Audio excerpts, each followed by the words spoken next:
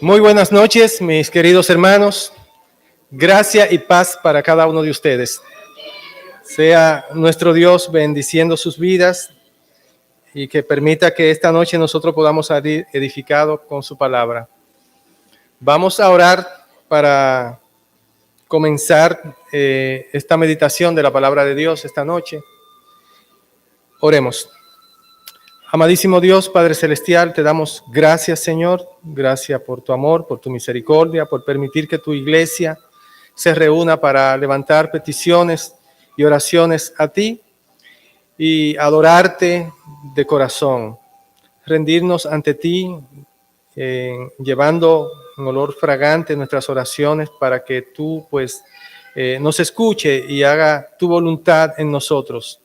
Señor, te pedimos que ponga tu espíritu y nos guíe para este mensaje de esta noche, que nosotros podamos hablar en nombre tuyo la verdad y que podamos decir lo que tu mensaje en tu palabra dice, Señor. Ayúdanos a alejarnos del error y a edificar tu iglesia en la sana doctrina, Señor. Te pedimos que ponga en el corazón de cada uno de los que escuchan tu palabra tu espíritu para que sean edificados a través de él. En el nombre de Jesús. Amén. Muy bien, mis queridos hermanos. Yo quiero compartir con ustedes una ilustración antes de comenzar la prédica. Quiero que nos imaginemos de manera directa. La ilustración la podemos hacer con relación a un personaje vamos a decir así como decimos en tercera persona, pero yo quiero que lo hagamos en primera persona. Que nosotros nos imaginemos que nos invitan a la casa de un rey o de un gobernante, de un presidente, de una persona de un nivel que represente el nivel más elevado de una sociedad. Regularmente es el rey o el presidente que representa a la nación, la persona número uno, y que a nosotros nos inviten a su casa. Y que esta persona no esté en su casa inicialmente cuando nosotros lleguemos a ella. Que nosotros lleguemos a ese lugar y que vayamos, por ejemplo, del lugar donde nosotros vivimos, de donde nosotros nos encontramos naturalmente, así como estamos, vestidos así como somos. Y cuando lleguemos a la casa nos demos cuenta que la casa está totalmente pintada de un blanco, blanco, blanco impecable. Y que nosotros digamos, wow, qué blanca está la casa desde afuera. Pero cuando entremos una casa súper blanca. Y que allí veamos los muebles, los cojines de los muebles, todo, las alfombras blancas, todo impecable, impecable, o sea, y las cosas de colores doradas o plateadas o de color azul marino, que estén totalmente limpio todo, como si estuviera acabadito de hacer. Nosotros digamos, wow, pero yo no quiero ni tocar nada aquí porque se va a ensuciar y las huellas mías se van a ver. Yo no quiero ni entrar porque la alfombra se va a ensuciar con mis zapatos y ese tipo de cosas.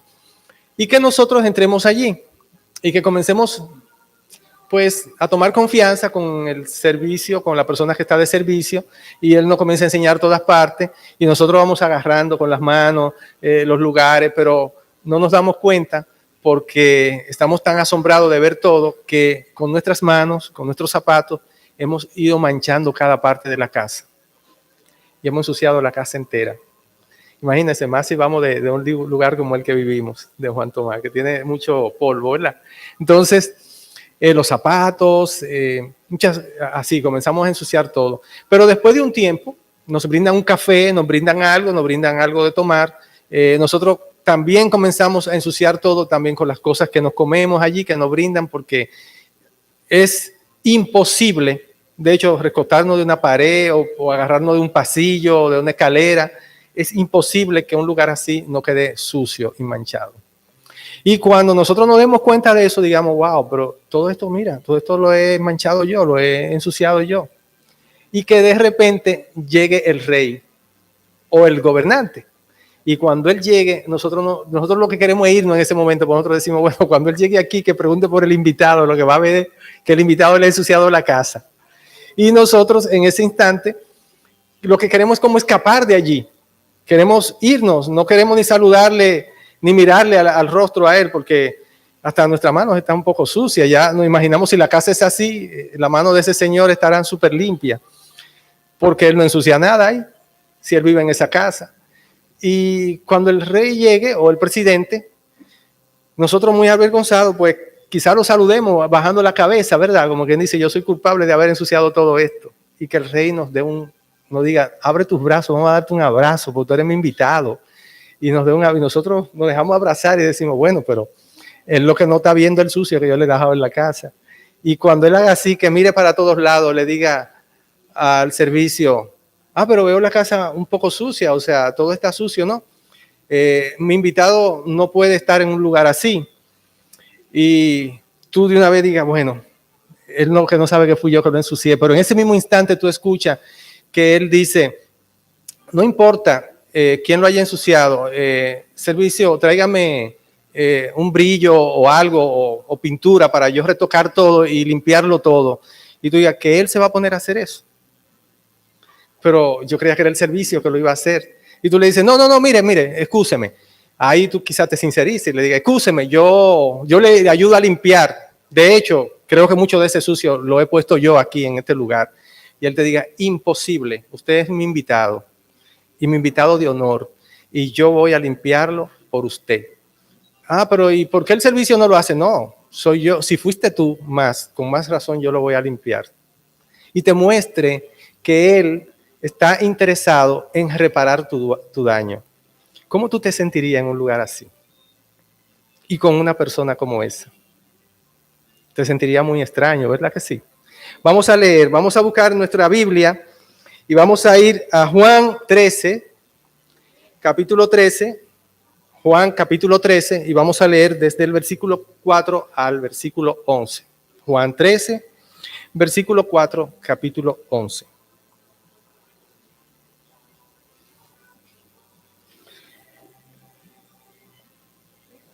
El Evangelio de Juan, capítulo 13, versos del 4 al 11. Dice así, se levantó de la cena y se quitó su manto, y tomando una toalla se la ciñó. Luego puso agua en un lebrillo y comenzó a lavar los pies de los discípulos y a enjuagarlo con la toalla con que estaba ceñido. Entonces vino a Simón Pedro, y Pedro le dijo, Señor, tú no me lavas los pies. ¿Tú a mí me vas a lavar los pies? Respondió Jesús y le dijo, lo que yo hago, tú no lo comprendes ahora, mas lo entenderás después. Pedro le dijo, no me lavará los pies jamás, jamás, Señor. Jesús le respondió, si no te lavo los pies, no tendrás parte conmigo. Le dijo Simón Pedro, Señor, no solo mis pies, sino también las manos y la cabeza. Jesús le dijo, el que está lavado no necesita sino lavarse los pies, pues está todo limpio, y vosotros limpios estáis, aunque no todos, porque sabía que le iba a entregar. Por eso dijo, no estáis limpios todos, refiriéndose a Judas. Bien, algo se nos parece a la historia esto, ¿verdad? Nosotros ya habíamos hablado de esto en la prédica pasada, que habíamos visto del capítulo 15, donde Jesús nos está diciendo que él figurativamente es el tronco de un árbol de uva, de un viñedo, ¿no? Él es la vid, y él dice que él es la vid verdadera, de la cual nosotros venimos a hacer sus ramas, que se extienden en el enrejado y que unidos a él, solo unidos a él, podemos dar frutos, porque somos sus pámpanos, las ramas, frutos de bien, de obra de bien.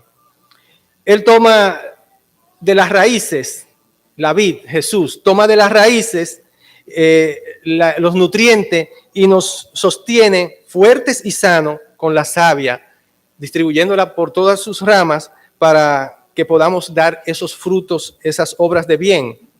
El amor de Dios se ve allí de manera activa, obrando a través de Jesús, porque Él dice que su Padre es el labrador, el que cuida de la viña y el que poda los árboles y hace que los árboles estén sanos, frondosos, para que puedan dar frutos y puedan ser esos frutos de bien. Así que nosotros vimos todo eso, vimos cómo el amor de Dios se muestra de una manera activa en nuestras vidas como creyentes. Vimos que el contexto de aquel pasaje es el lugar donde acabamos de leer, el aposento alto, donde Jesús les está diciendo a sus discípulos estas cosas que acabamos de leer.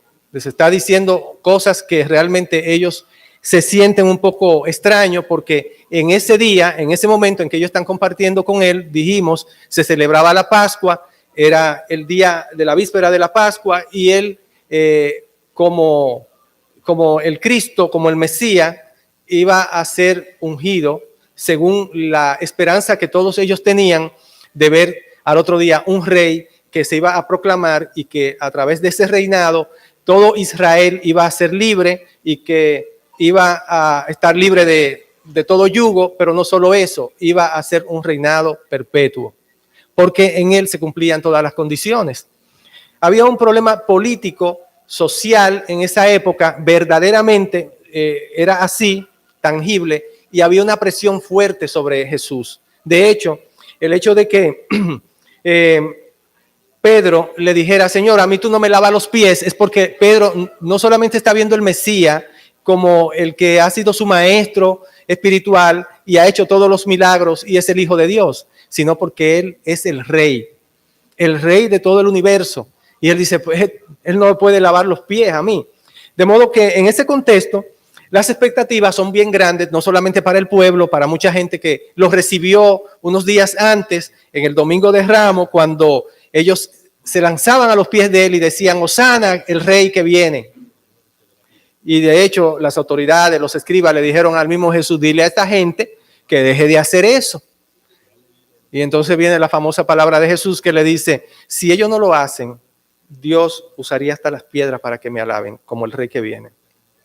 De modo que ellos están muy conscientes de que ellos están en una habitación, en un cuarto, donde están compartiendo la cena del Señor. Dice que inmediatamente terminó la cena, él se bajó de la mesa y lo que hizo fue lavarle los pies a ellos. Hay dos cosas que me llaman la atención de este pasaje y que deberían de chocarnos a nosotros. Y es el hecho de que Jesús le dice que a Pedro, cuando Pedro le dice que tú me vas a lavar los pies a mí, él le dice, lo que yo hago, en el versículo 7, tú no lo comprendes ahora, mas lo entenderá después. ¿Por qué Jesús le dice eso? Se le dice, tú no entiendes lo que yo estoy haciendo ahora, pero tú lo vas a entender después. ¿Qué es lo que él va a entender después? ¿Ustedes no se han preguntado eso? ¿Qué va a entender Pedro de lo que él está haciendo después? De hecho, lo que nosotros vemos que sucede es que Jesús, la noche que viene, esa misma noche, al anochecer, es prendido, o sea, es entregado por Judas, quien estaba allí en la cena. Y lo que van es, después de ahí, a azotarlo, y viene la crucifixión y la muerte de Jesús. Todo esto no cuadra con lo que le está diciendo aquí. Ustedes, y le dice a él específicamente, van a entender esto después. Bueno, hay algo interesante. Una palabra interesante que también podemos encontrar aquí. Los discípulos ante este acontecimiento, que es el acontecimiento más importante de toda la historia, ellos están claros que cuando el Mesías llegue y se corone, va a venir una salvación para todo el pueblo de Israel y para muchas personas y para el mundo habrá una regeneración de todas las cosas. ¿Qué es este momento de la historia tan esperado que a ti te toque estar allí como parte del grupo de los protagonistas? Tú te imaginas en esa habitación tú diciendo, ese es el rey, ese es el Hijo de Dios, yo estoy con él me eligió a mí y yo estoy junto a él y yo soy parte de la cosa más importante que va a ocurrir en toda la historia de la humanidad. O sea, me imagino a Juan, a Pedro, a Jacobo, a toda esa gente que estaban ahí diciendo, wow, nosotros somos privilegiados. Nosotros estamos con el Rey de Gloria, con el Señor de Señores, con el Rey de Reyes, estamos aquí sentados. Nada más es cuestión de que la Pascua se dé, de que pase el otro día y se vendrá su proclamación, porque esa era una cosa que todos esperaban. Por eso ellos se niegan a entrar en el negocio que Jesús le está proponiendo de aceptar su su servidumbre, él está actuando como un siervo, cuando ellos dicen, pero tú eres el rey, tú no puedes venirme a lavar los pies a mí. Y ahorita dice, después más tarde viene y dice que el príncipe de este mundo, pero entonces él no va a ser el que va a gobernar este mundo. Y después dice que a donde él va, ellos no pueden ir y que ese lugar, ¿cuál es? O sea, ellos comienzan a ver, bueno, esta cosa como que comienza a cambiar, el cuadro comienza a cambiarme todo. De pronto, nosotros vemos esta situación. Pedro está pensando en su condición, a mí tú me vas a lavar los pies. Él está pensando, ¿qué soy yo digno de que tú me laves los pies a mí? Yo no puedo ser digno de que Dios haga esto conmigo, que me lave los pies. Dios está mostrando, Jesús está mostrando un amor que va más allá del amor comprensible que nosotros podemos tener.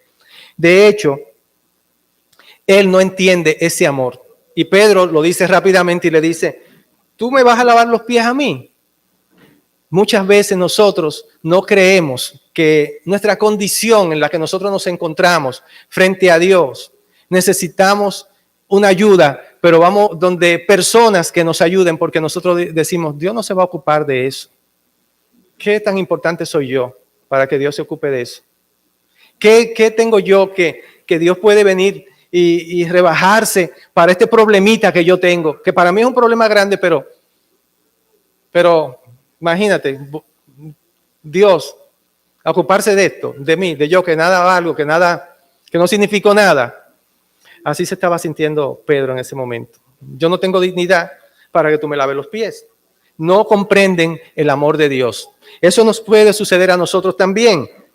El no entender esto nos separa de Dios. ¿Qué fue lo que Jesús le dijo en el versículo 8 a Pedro? Él le dice, no me lavará los pies jamás. Él se negó rotundamente. Oigan la palabra que él usa. No me lavará los pies jamás. No es que tú no me vas a lavar los pies. Jamás yo puedo permitir eso, le dice Pedro a él. ¿Cómo va a ser que tú te vas a poner en eso? Y Jesús le dice en el versículo 10, le dice, en el 10 le dice Jesús, en el 9, en el 8 le dice, Jesús le respondió, si no te lavare los pies, no tendrás parte conmigo. O sea, si tú no dejas que Dios obre con su amor en tu vida, ¿qué parte puede tener Él contigo? Él no te va a obligar. El amor no obliga a nadie. El amor no se impone. El amor no es jactancioso, es humilde, es sencillo. Él está haciendo una obra de amor. Él no está haciendo una obra de un rey que es por su carácter de rey. Yo estoy haciendo esto. No, Él lo está haciendo en una humildad de amor y le está enseñando algo que Él le dice, lo que ustedes están viendo que yo estoy haciendo ahora, no lo entienden, pero luego lo entenderán. Nos pasará eso a nosotros muchas veces, que Dios trata de ayudarnos, de lavarnos, de llevarnos a una situación digna, dignificante y nosotros digamos, espérate Dios, este no es problema tuyo, esto es un problema mío. Yo me lo busqué, yo soy el que tengo que resolver mi problema, porque resulta que nosotros creemos que nuestra dignidad no es para que Dios se ocupe de esas cosas. Estamos rechazando el amor de Dios. Y muchas veces no nos damos cuenta, pero lo hacemos. Lo hacemos. Como creyentes lo hacemos. De hecho, hay cosas por las que nosotros ni siquiera le oramos a Dios. Porque nosotros decimos, pero eso, yo pedirle eso. Entonces resulta que queremos pedirle cosas muy grandes a Dios porque están a su nivel, pero cosas pequeñas no se las pedimos. Y Dios es un Dios de detalle. Él está mostrando un detalle especial aquí que vamos a descubrir. Jesús dice que si rechaza el cuidado de Dios, Él te dejará aparte. De hecho, Él dice, Dios es el labrador, Él cuida con amor de ti para que tú des fruto de bien y muchos frutos. Pero esas ramas, esos pámpanos que no dan fruto serán cortados. Porque si tú no estás unido a Él, si no estás pegado a Cristo, Dios no puede accionar con amor en tu vida. De modo que nosotros tenemos que entender qué es lo que pasa. De hecho, cuando Jesús le dice en el versículo 8 a Pedro que si no le dejas lavarlo, no tendrás partes en él. ¿Qué hace entonces Pedro? ¿Cuál es la reacción de Pedro? Esto también suele sucedernos a nosotros, lo que le pasó a Pedro allí.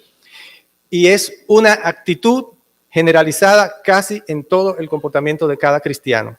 Y es el hecho de que tocamos los extremos. Y eso nos caracteriza mucho.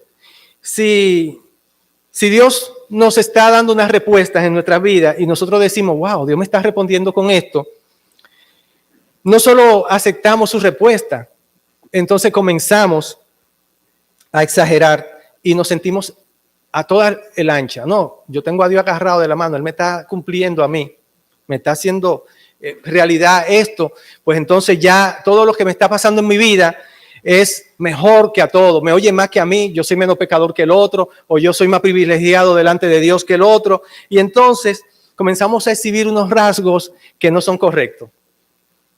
Y decimos, Dios me unge desde la cabeza hasta los pies con sus bendiciones. A ti no, pero a mí sí. Entonces comenzamos a ver la exageración de muchos cristianos. De hecho, el cristiano es exagerado en muchas cosas, más que otras personas que no son creyentes. Y eso debemos de reconocerlo. ¿Por qué? Porque Dios nos ayuda, nos responde, y cuando nosotros le permitimos a Dios que actúe con amor y cuidado por nosotros, las bendiciones llegan. Y nosotros entonces exageramos con todo esto. Y mucha gente se lo echa en cara al otro. Y hacemos como hizo Pedro. ¿Qué hizo Pedro? Pedro le dijo, no solamente los pies, las manos y la cabeza, el cuerpo, en todo lo que tú quieras ya, Señor. Entonces debemos de tener cuidado. Dios muestra su amor para que confíes en Él, en lo que Él hace contigo. No importa tu estatus, tu condición. No es obra tuya, es Dios que está obrando para ti. Jesús quiere lavar tus pies y Él ya de hecho te ha lavado. Hay dos cosas que vamos a encontrar aquí. Primero, Él está lavando los pies a los discípulos. Él le dice que ellos no pueden entender esto sino después. Pero resulta que cuando Pedro exagera y le dice que hasta los pies y la cabeza, Jesús lo corrige y le dice, el que está lavado no necesita sino lavarse los pies.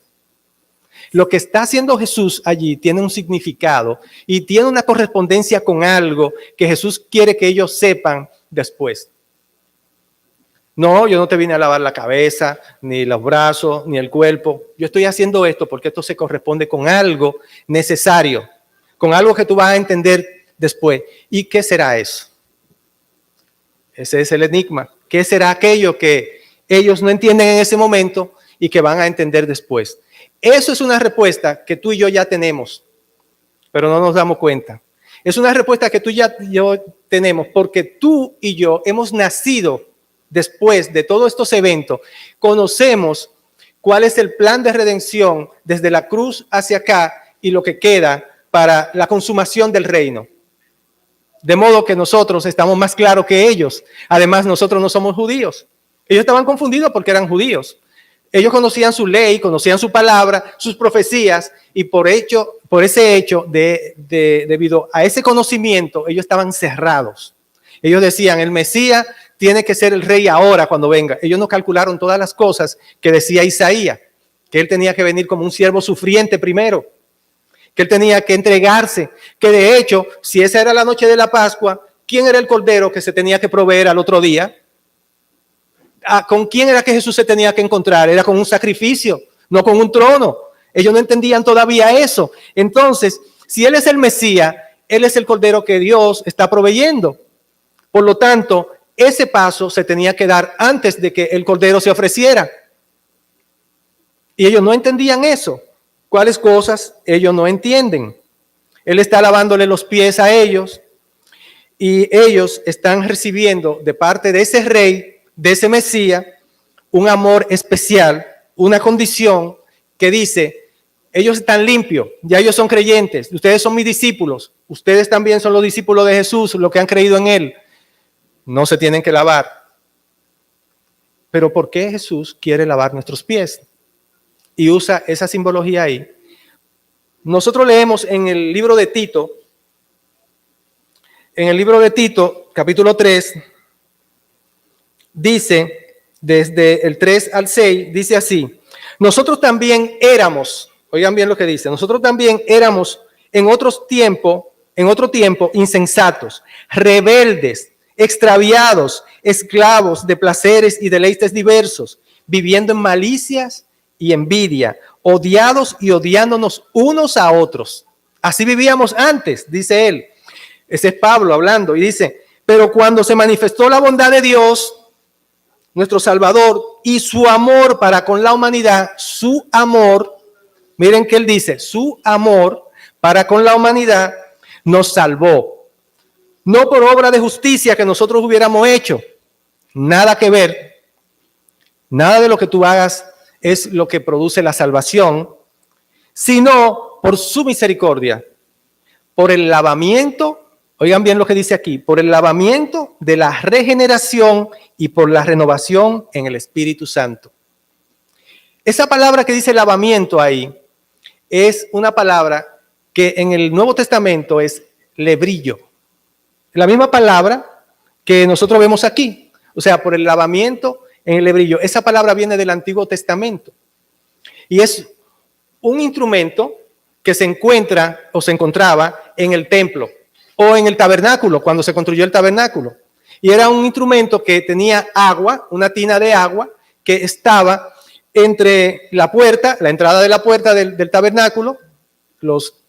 El pueblo entraba, los israelíes entraban con su ofrenda, con su carnero, su animalito, ¿verdad? Para ser ofrecido por sus pecados. Ahí vemos el sacrificio, ¿verdad? Ellos llevan su animal. El animal se va a ofrecer en el altar de bronce, que es el altar que se encuentra a la entrada. Inmediatamente se le entregaba esto al sacerdote. En Éxodo 38 se explica eso. ¿Qué ocurre? Que el sacerdote tomaba el animal y lo preparaba para el holocausto, por tus pecados, por los pecados de ellos, ¿verdad? Ese era el intercambio que se hacía.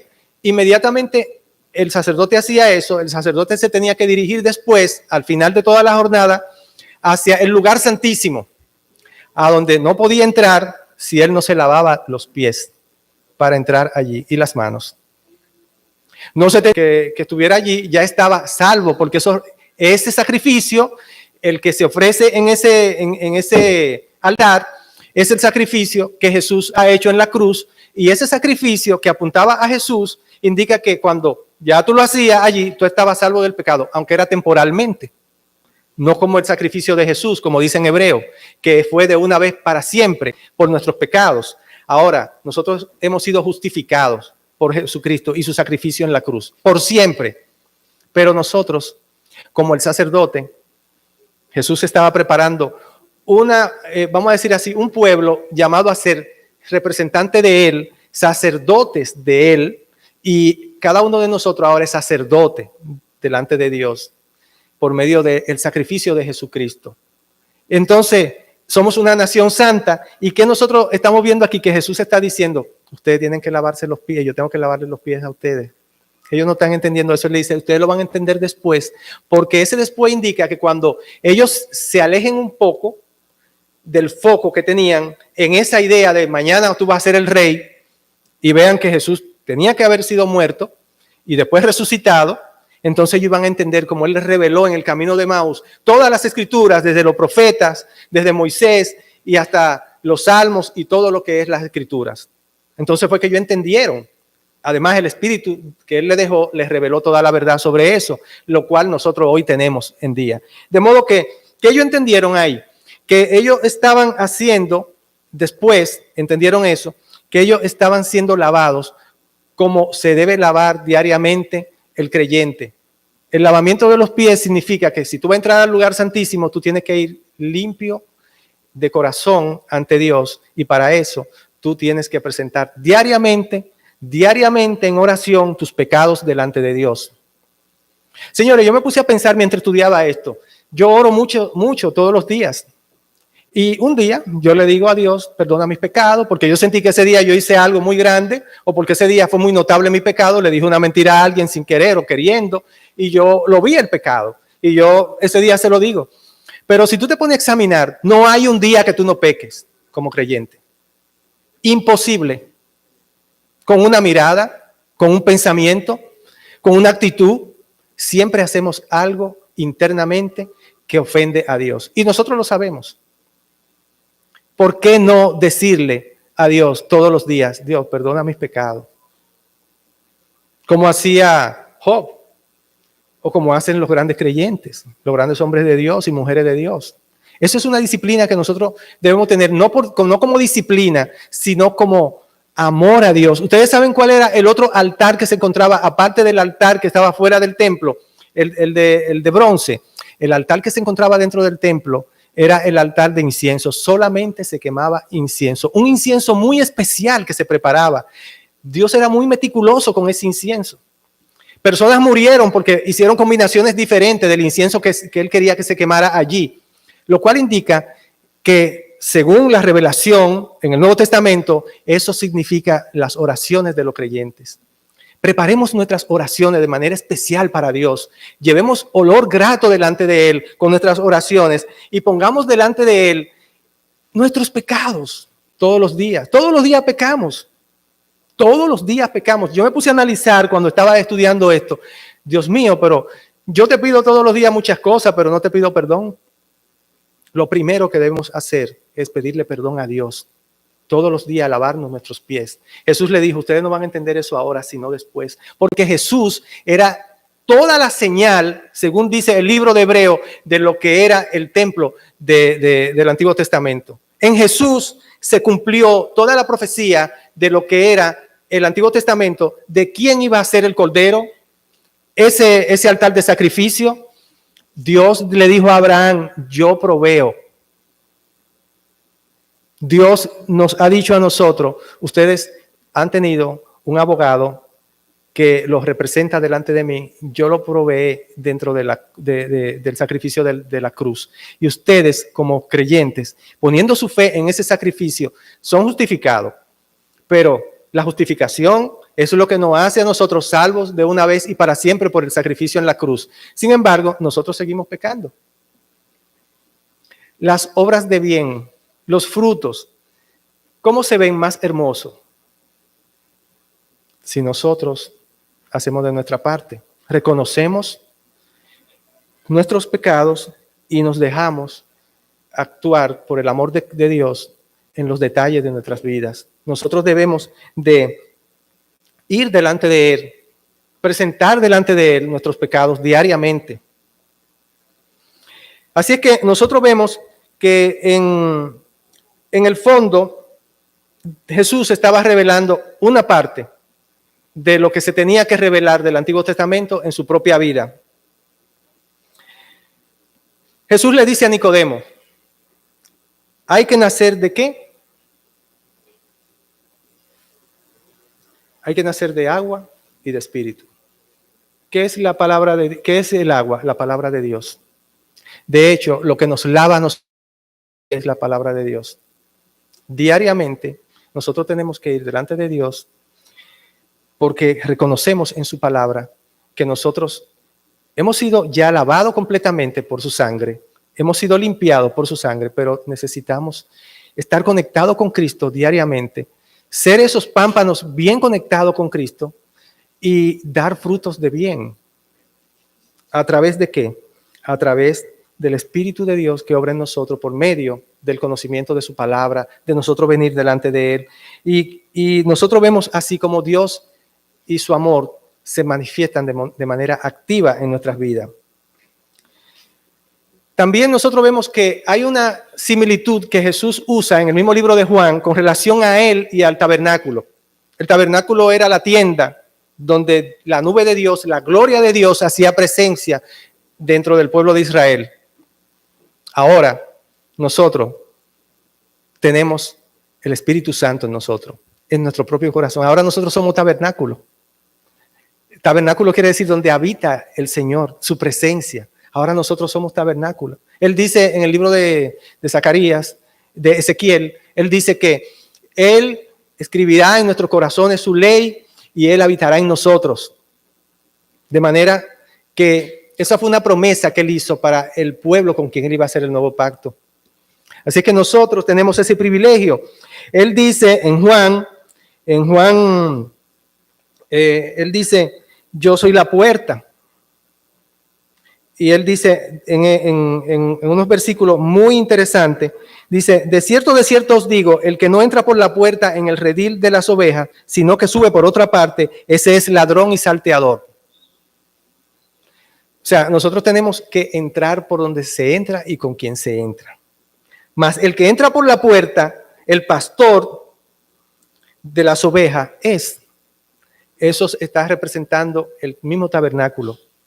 Y él le dice a este mismo pueblo, él le dice, a este abre el portero y las ovejas oyen su voz y a sus ovejas llama por nombre y las saca. Y cuando ha sacado fuera todas las propias, va delante de ellas y las ovejas le siguen porque conocen su voz. Mas el extraño no le seguirán, sino huirán de él porque no conocen la voz de los extraños. También ahí Jesús está diciendo, cuando usted va a entrar por la puerta, usted tiene que entrar pegado a mí. Dios te llama por tu nombre. Él muestra de manera activa su amor. Él te está llamando para que tú entres. Jesús es el camino al Padre y Él es el sacrificio perfecto. Su palabra va limpiando nuestras vidas diariamente. Lee la palabra de Dios. Ora con la lectura de la palabra de Dios. Pídele perdón a Dios por tus pecados. De hecho, me llama la atención que David, con ese corazón que él tenía de amor a Dios, él dice en los Salmos, él dice, Dios, perdona mis pecados que yo no conozco. Esos que están escondidos dentro de mí, que suceden dentro de mí y que yo no lo conozco. Porque quiero que ustedes sepan que hasta en nuestro más recóndito ser hay pecado. Estamos teñidos del pecado y nosotros tenemos que pedirle a Dios que perdone esos pecados que nosotros mismos ni vemos. Diariamente. Así que el tabernáculo es Cristo. Él nos llama para entrar por la puerta, para que arrepentidos traigamos nuestros pecados. Dios, por medio de Jesús, ha hecho provisión perfecta.